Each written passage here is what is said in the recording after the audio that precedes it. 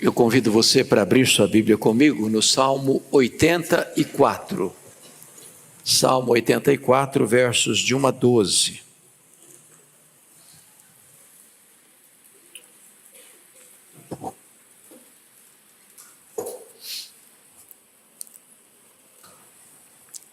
Lido o texto, por favor, mantenha sua Bíblia aberta comigo nesta passagem. Como está sendo projetado, talvez nós pudéssemos ler a uma só voz. Então vamos juntos?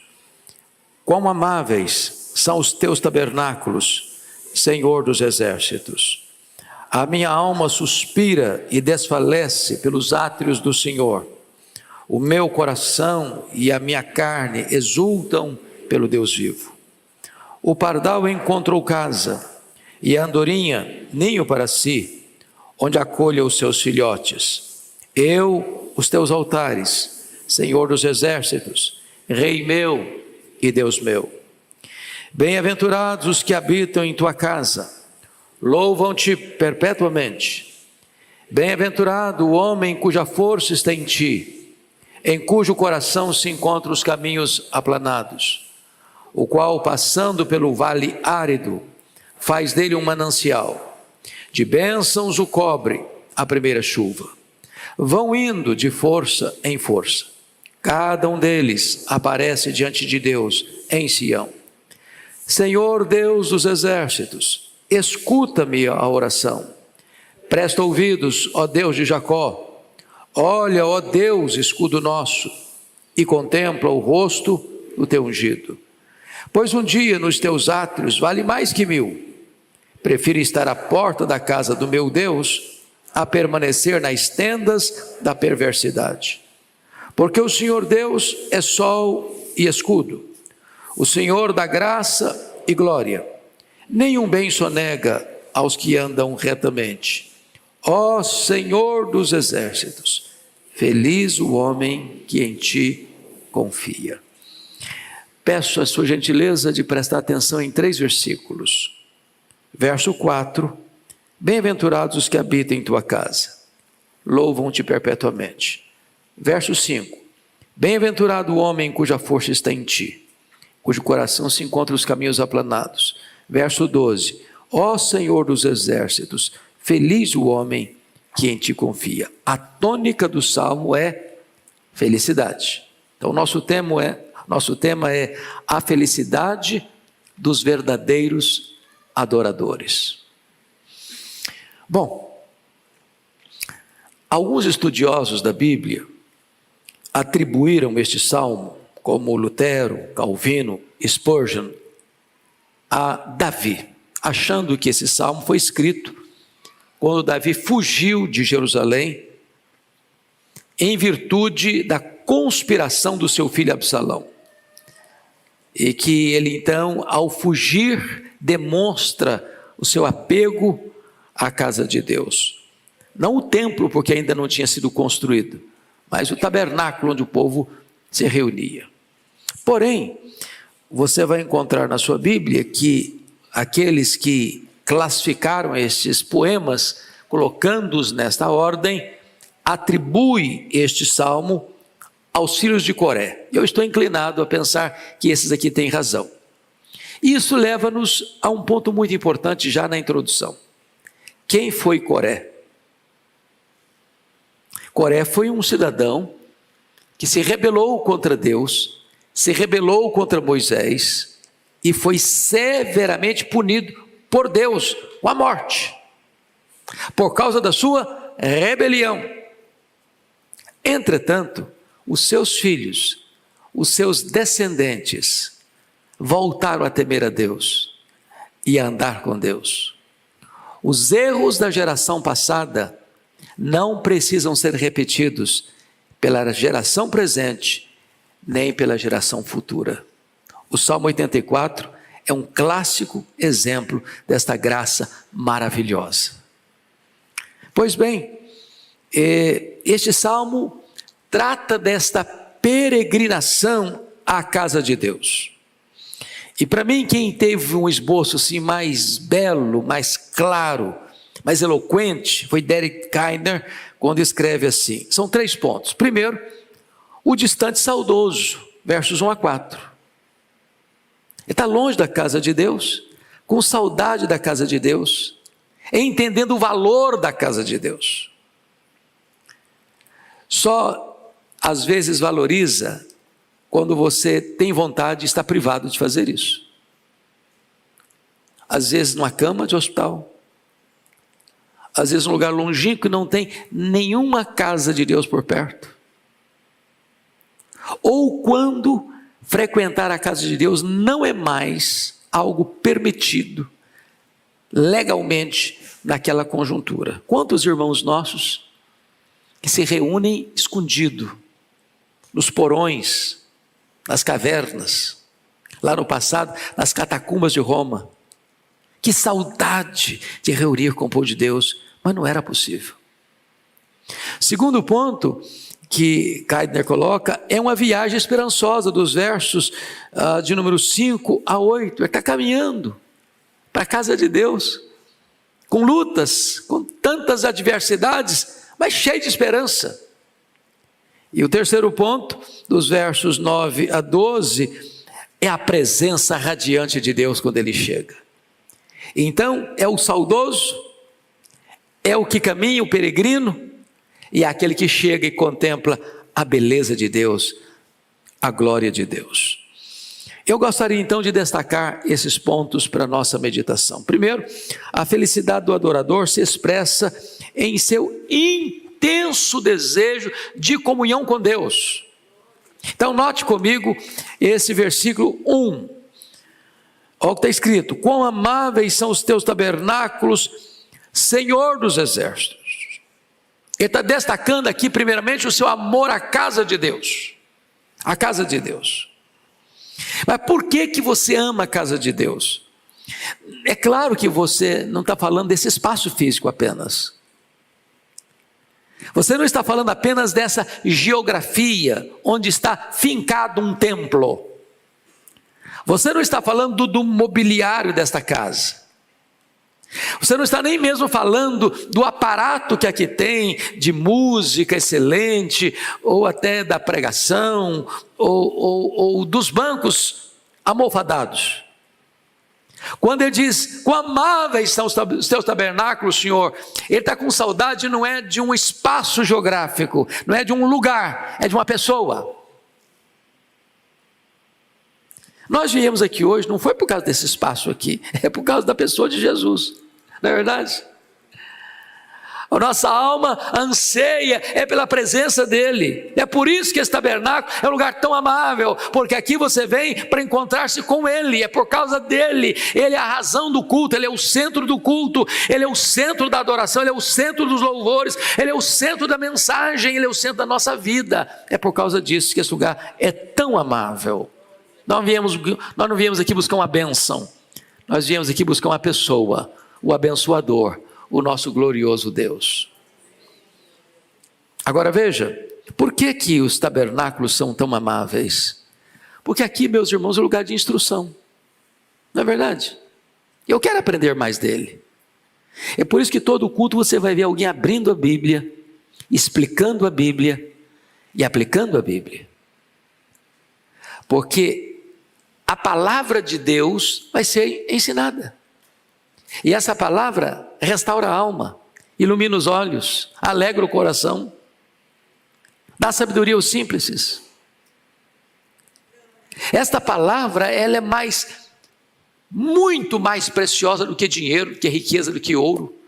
Ela é muito mais saborosa do que mel e o destilar dos favos. Quando você tem um encontro com Deus na casa de Deus, muitas coisas se resolvem, dúvidas são sanadas. Lembra do Asaf no Salmo 73? Estava a ponto de resvalar os pés, invejando o ímpio, até que entrou na casa de Deus e atinou com o fim deles e percebeu quanta coisa melhor ele tinha, Deus como a sua herança. Quando você entra na casa de Deus, às vezes abre-se os olhos para contemplar quem é Deus, quem é você e os desafios de Deus para a sua vida, como Isaías. Eu amo a casa de Deus porque aqui eu encontro cura, iluminação, instrução, exortação, consolo, restauração. Eu não sei quanto a você, mas quantas vezes já vim para a igreja, irmãos, com um nó na garganta? Quantas vezes eu já vim ardendo em febre? Quantas vezes eu já vim quando o meu corpo não queria vir? E ao vir encontrei bálsamo, e ao vir encontrei refrigério, e ao vir encontrei cura, e ao vir encontrei direção e consolo. Quão amáveis são os teus tabernáculos, Senhor dos exércitos. Porque também este é um lugar de comunhão, comunhão com Deus, comunhão com os meus irmãos, e encontro comigo mesmo. Esse é o local que você diz lá no Salmo 133, ó quão amável, quão belo é que os irmãos vivem em união, ali ordena o Senhor a sua vida e a sua bênção para sempre. Isso é tão terapêutico, como orvalho, como óleo, como azeite. É por isso que esse chamado é tão glorioso. Quão amáveis são os seus tabernáculos, Senhor dos exércitos. Mas veja comigo o verso 2, por gentileza, quando ele vai dizer assim: a minha alma suspira e desfalece pelos átrios do Senhor, e o meu coração e a minha carne exultam pelo Deus vivo. Então, note vocês duas coisas aqui importantes. Primeiro, ele trata a minha alma suspira e desfalece pelos atos do Senhor. A palavra aqui, Senhor, é a palavra Jeová, a palavra Javé, é o Deus transcendente, é o Deus autoexistente. Mas agora ele diz assim: e o meu coração e a minha carne exultam pelo Deus vivo. No verso 1 ele chama esse Deus, diz Senhor dos exércitos, é o Deus transcendente, mas ele vai dizer que ele também se desfalece, meu coração e a minha carne exultam pelo Deus vivo. E Deus vivo aqui traz a ideia da intimidade dele, porque no verso 3 ele vai dizer Senhor meu e Rei meu. Ele é transcendente, Senhor dos exércitos, mas ele é imanente. Ele é o Rei meu, ele é o Deus meu. Ele é o Deus que está lá na última galáxia do sistema solar. Ele é o Deus que está no último mundo estelar que Deus criou, a bilhões de anos-luz de nós. Mas ele é o Deus que está aqui, vendo você, pulsando o seu coração, ouvindo o seu silêncio, escutando o seu grito abafado de dor. Ele é o Deus dos exércitos, que governa os anjos. Ele é o Deus que sonda o seu coração. É o Deus da sua vida, o Deus da sua experiência. Pois bem, por que esse adorador é feliz? Segundo lugar, porque esse adorador, ele é despertado pelas bênçãos espirituais que encontra na casa de Deus. E que bênçãos são essas? Primeiro, segurança e proteção para toda a família. Olha comigo o versículo 3. O pardal encontrou casa, e a andorinha ninho para si, onde acolhe os seus filhotes. Eu, os teus altares, Senhor dos exércitos, Rei meu e Deus meu. O pardal, talvez de todas as aves, é o mais simples, é o mais comum. É aquele que você nunca viu uma pessoa comprar um pardal. Falou, eu vou dar R$1.000 num pardal para ter um pardal na gaiola. É o mais comum, mais simples. A andorinha já é uma ave que gosta de voar em bando. Já viu falar que uma andorinha só não faz verão? Isso está representando para nós duas coisas. Primeiro, meus amados irmãos, nós somos pessoas comuns. Ninguém aqui, narizinho empinado. A casa de Deus acolhe pardal comum, acolhe andorinha que gosta de andar em bando.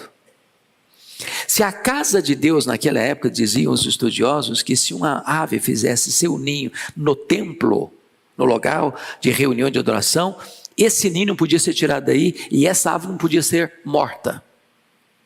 Se Deus acolhe até os pássaros irracionais, quanto mais Ele nos acolhe. Quanto mais você vale do que pardal, quanto mais você vale do que andorinha. Deus acolhe você. A casa de Deus é um lugar de abrigo para você e de ninho para os seus filhos. Eu fico muito feliz de ver pais e mães trazendo os filhos para a igreja. Parabéns, mamãe. Parabéns. Parabéns.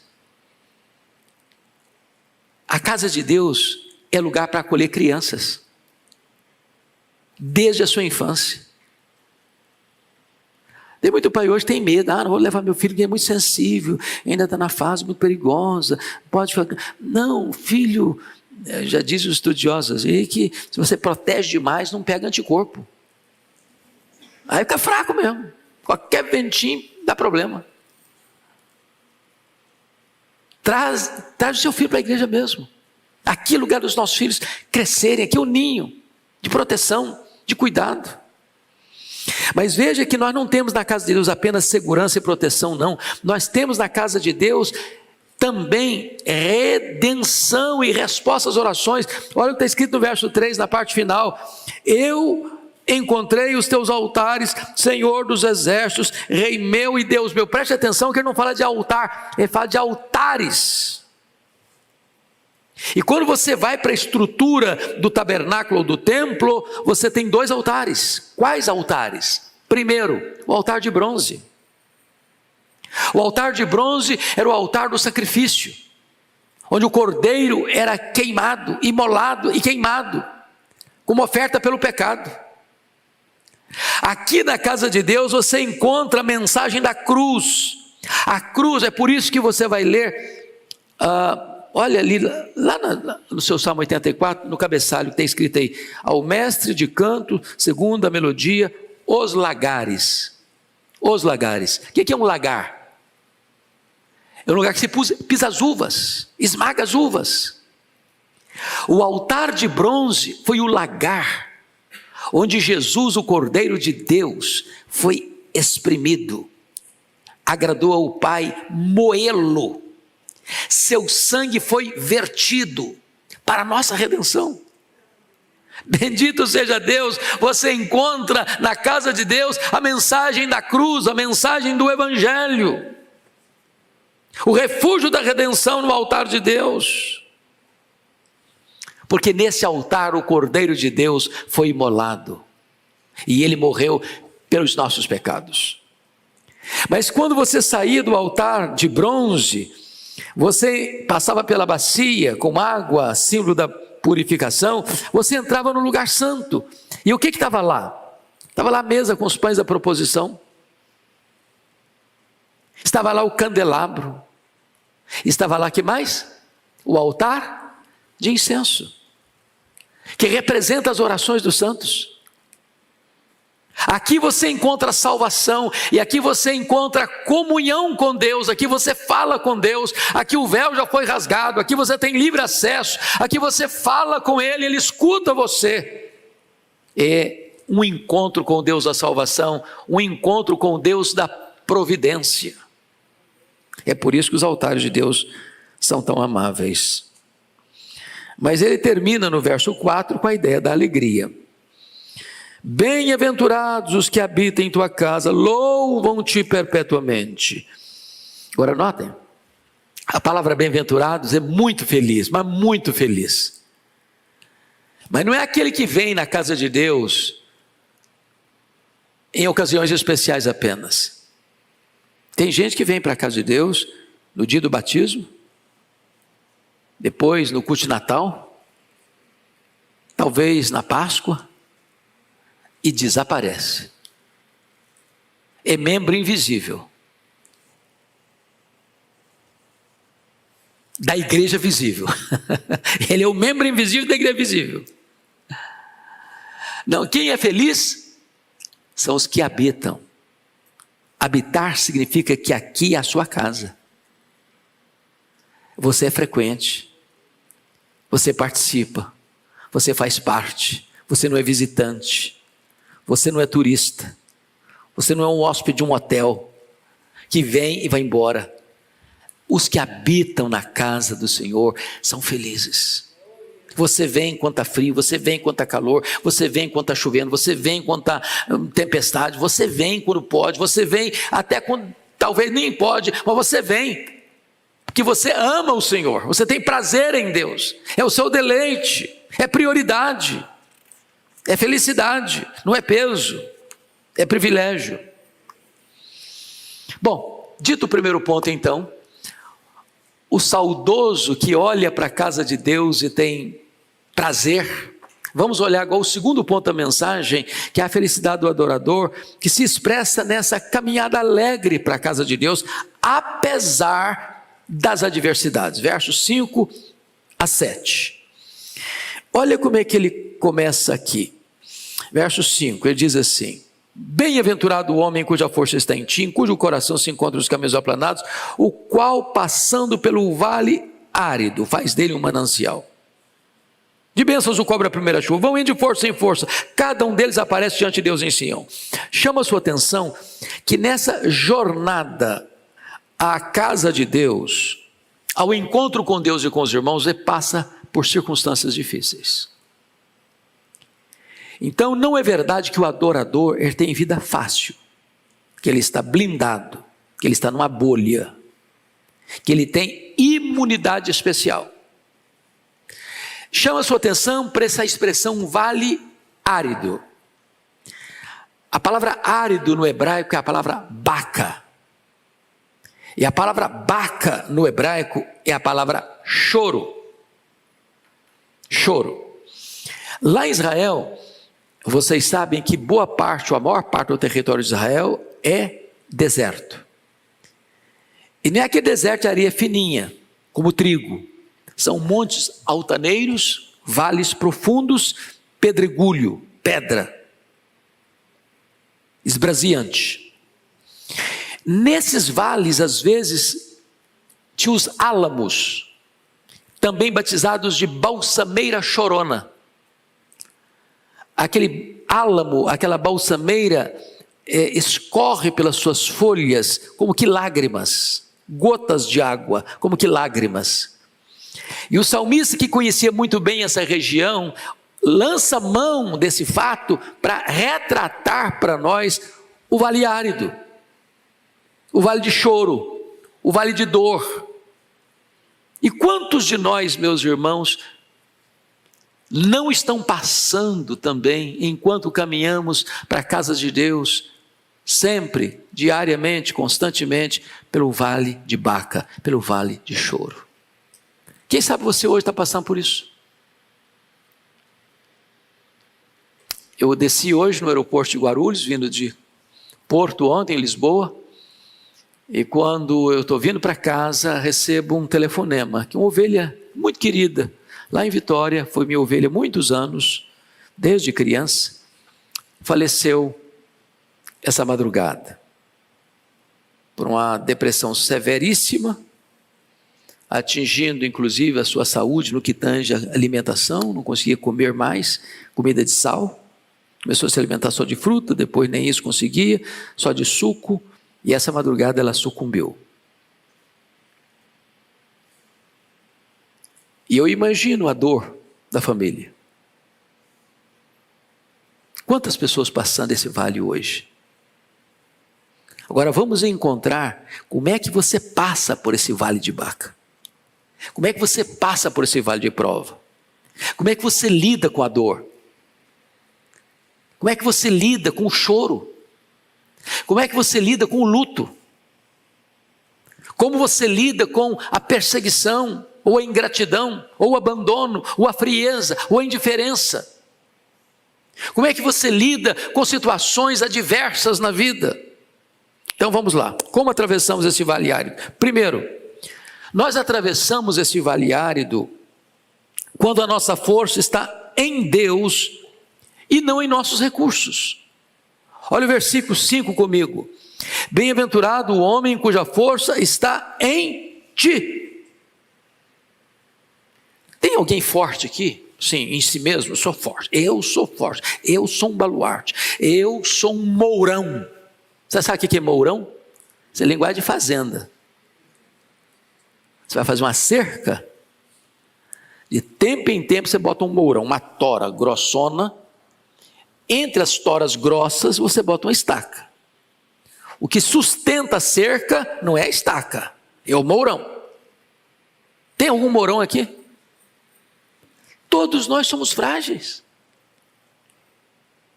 Nós não conseguimos ficar de pé escorados no bordão da autoconfiança. O evangelho é totalmente distinto da psicologia de autoajuda, que diz que você é forte. Nós somos fracos, muito fracos. Feliz não é o homem que eu sou forte, eu posso, eu consigo, eu tenho a força, eu tenho o poder, eu. Não, para com eu. Feliz é o homem cuja força está em Deus. Ele é o onipotente, eu sou fraco. E se a sua força é o Senhor, você então é muito feliz.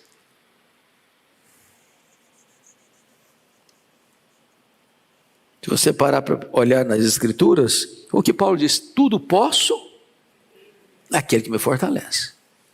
Posso passar por momentos de fartura, posso passar por momentos de escassez, tudo posso. Ele me fortalece.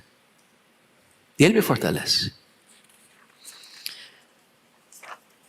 Segundo lugar, como é que você pode passar por esse vale de Baca, do choro? Segundo, quando reagimos diante dos problemas de forma ultra circunstancial.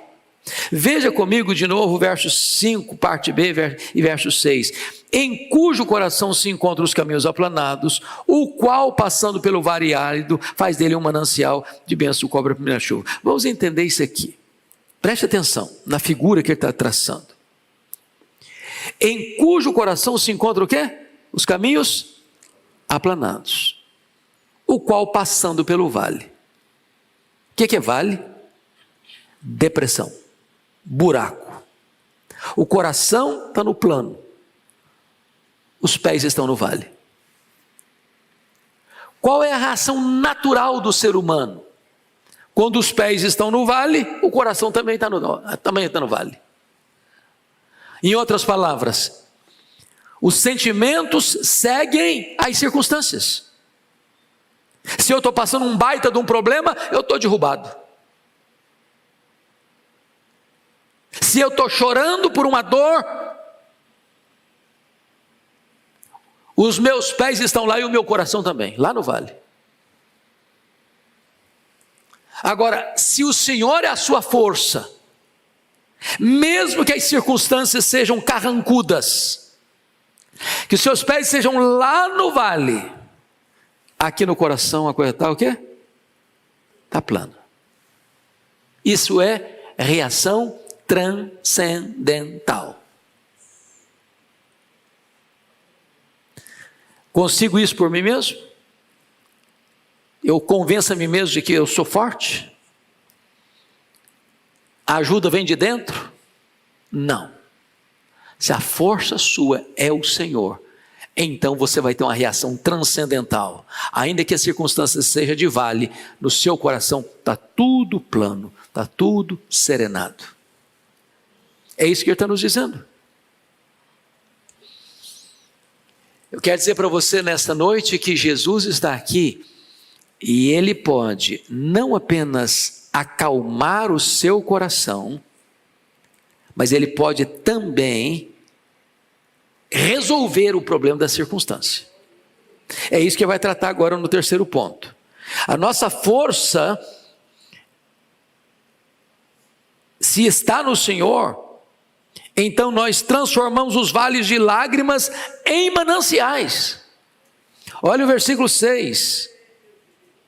O qual, passando pelo vale árido, faz dele um manancial de bênçãos, o cobre a primeira chuva. O vale é seco, é árido, a circunstância é medonha, o problema é real, a carranca da crise está te assustando.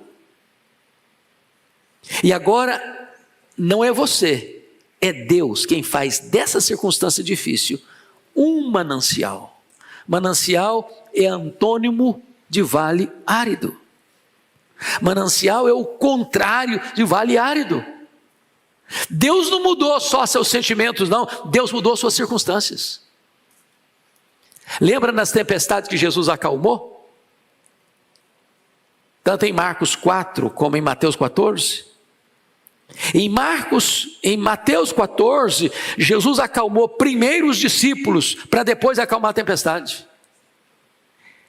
Em Marcos 4, Jesus primeiro acalma a tempestade para depois acalmar os discípulos. Jesus tanto acalma o sentimento como resolve a circunstância. E Ele está aqui nesta noite para mudar a nossa história, para curar as nossas emoções machucadas e feridas. Mas, amados, como é que nós podemos passar por esse vale árido? Em último lugar, aliás, em penúltimo lugar, quando somos reabastecidos diariamente pelo Senhor. Olha o verso 7, parte A. Vão indo de força em força. Eu gosto demais disso. Sabe por que eu gosto disso? Se dependesse de mim, eu iria fazer a seguinte oração para Deus: Deus, o Senhor podia fazer o seguinte, o Senhor podia me dar uma força assim, para o resto da minha vida. Se fosse lá no deserto, pedisse, oh Deus, deixa eu recolher maná para o ano. Eu construo lá na minha casa um quartinho só para botar maná. Não seria legal? Eu disse, todo dia você vai ter que colher maná, todo dia. Pra você entender que você depende de mim todo dia. A força do ontem já não serve para hoje. A plenitude do Espírito Santo de ontem já não serve para hoje. A dose da ração diária de Deus de ontem já não dá para hoje. Todo dia Deus fortalece você. Seu tanque fica vazio, você começa a andar na reserva. E Deus fala, meu filho, eu vou encher seu tanque de novo. Amanhã você volta aqui, que o meu posto aqui não tem crise de abastecimento. Todo dia. De força em força, força em força, força em força, força em força, força em força. É maravilhoso isso. Porque não há limitação em Deus. Ele tem para nós o suficiente. Ele vai suprir em Cristo Jesus todas as nossas necessidades. Todo dia. Todo dia. Você vai indo de força em força.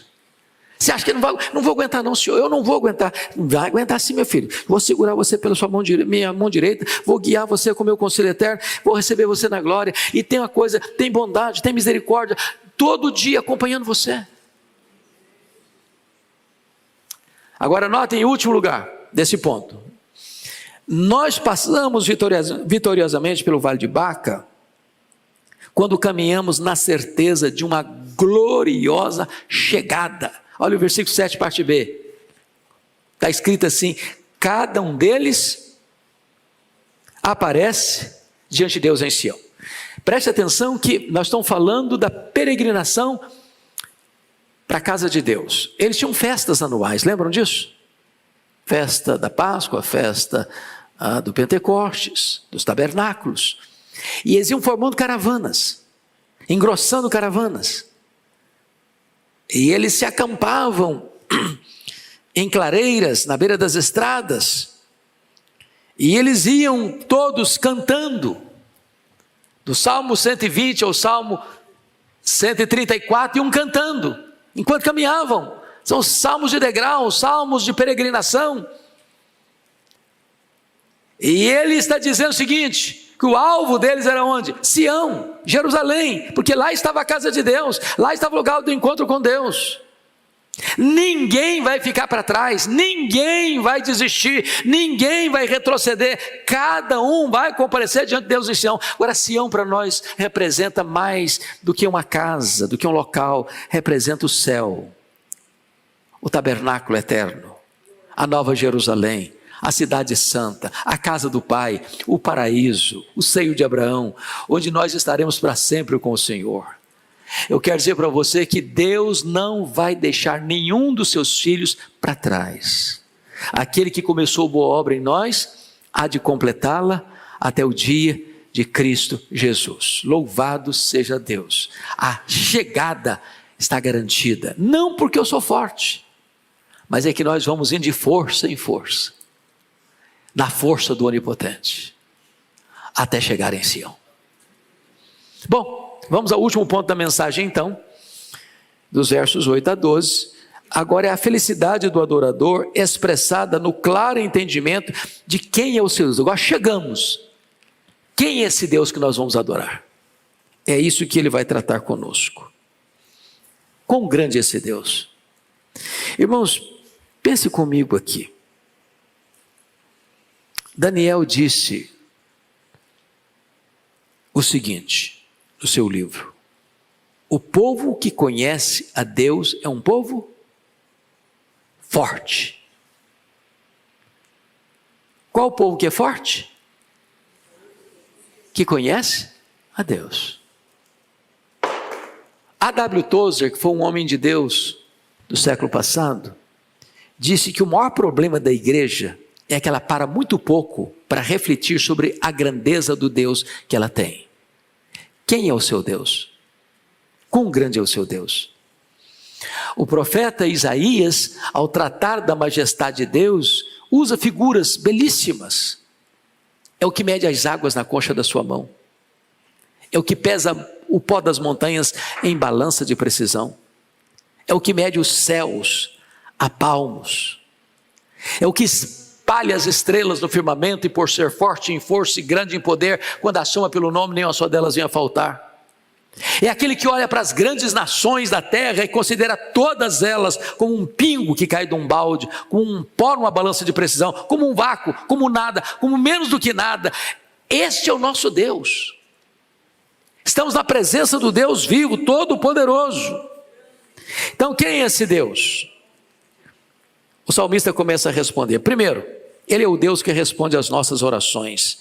Olha comigo o verso 8 e 9. Você pode ler comigo esses dois versos? Vamos juntos? Senhor, Deus dos exércitos, escuta minha oração. Presta ouvidos, ó Deus de Jacó. Olha, ó Deus, escudo nosso, e contempla o rosto teu ungido. Primeira coisa que ele reconhece, que esse Deus é soberano em seu poder. Ele é o Senhor dos exércitos. Ele manda no céu. Ele manda na terra, ele manda no inferno, ele manda no universo. Segundo, esse Deus é o Deus da aliança, é o Deus de Jacó. Sabe o que é camarada difícil, complicado?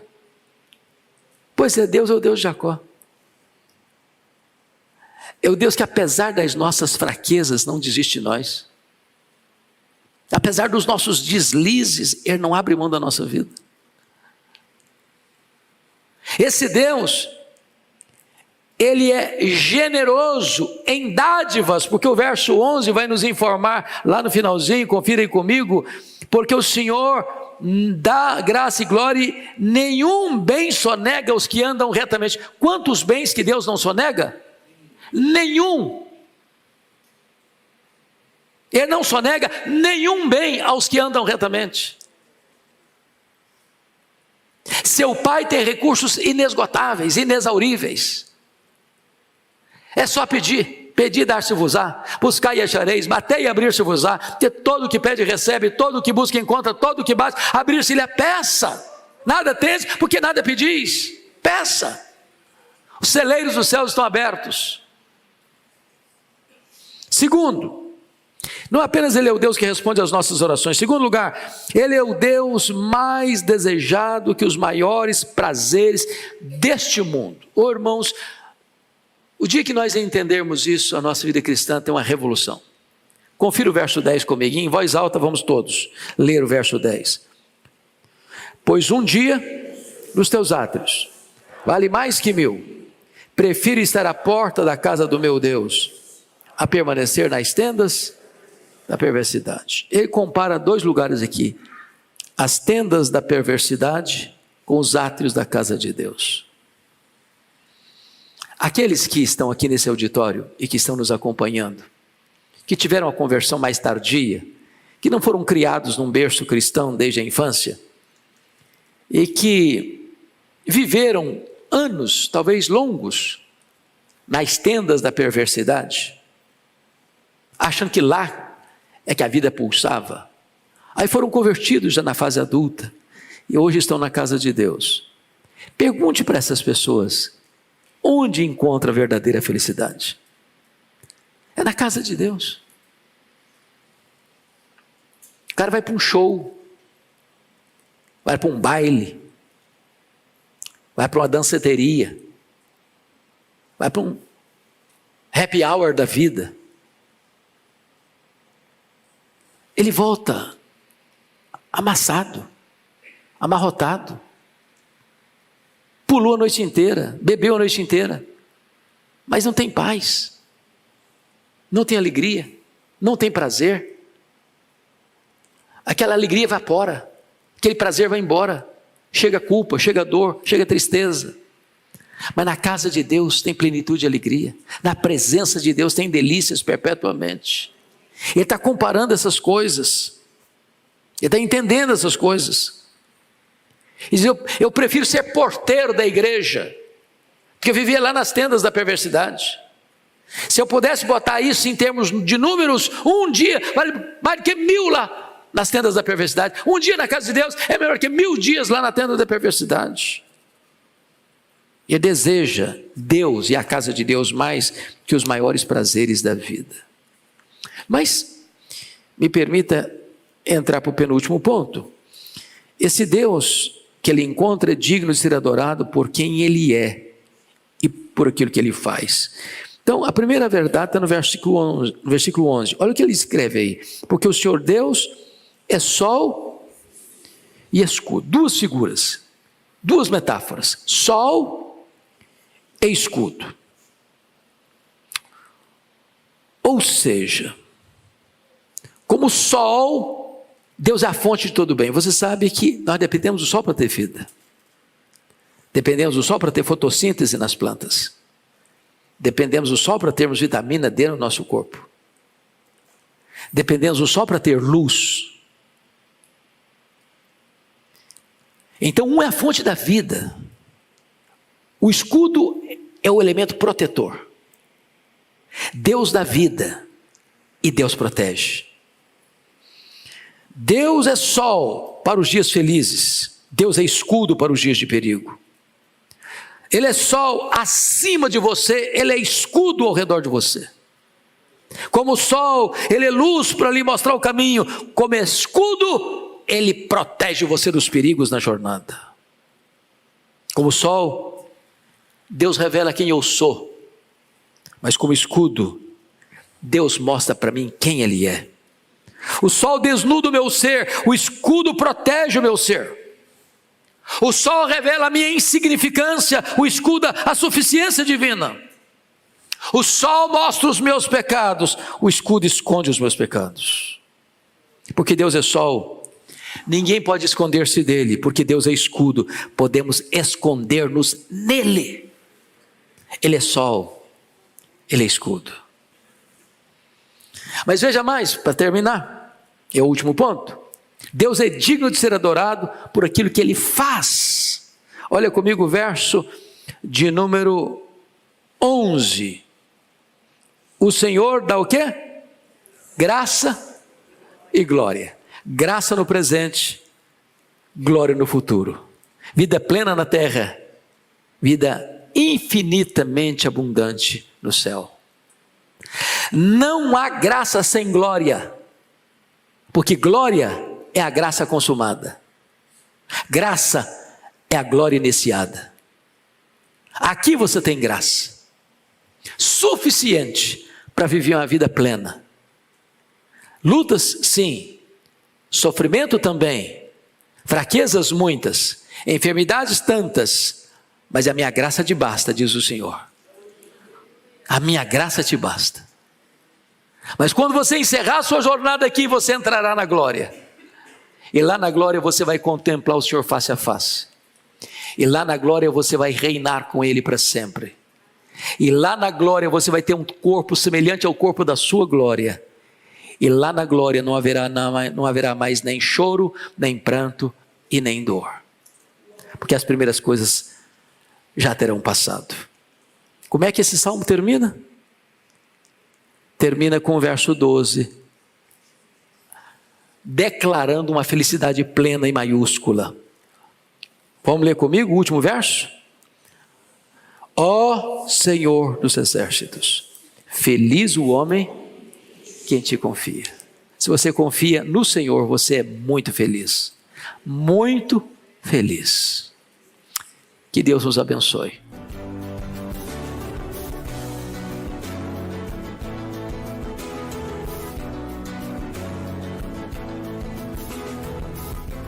Palavra da Verdade, com Hernandes Dias Lopes.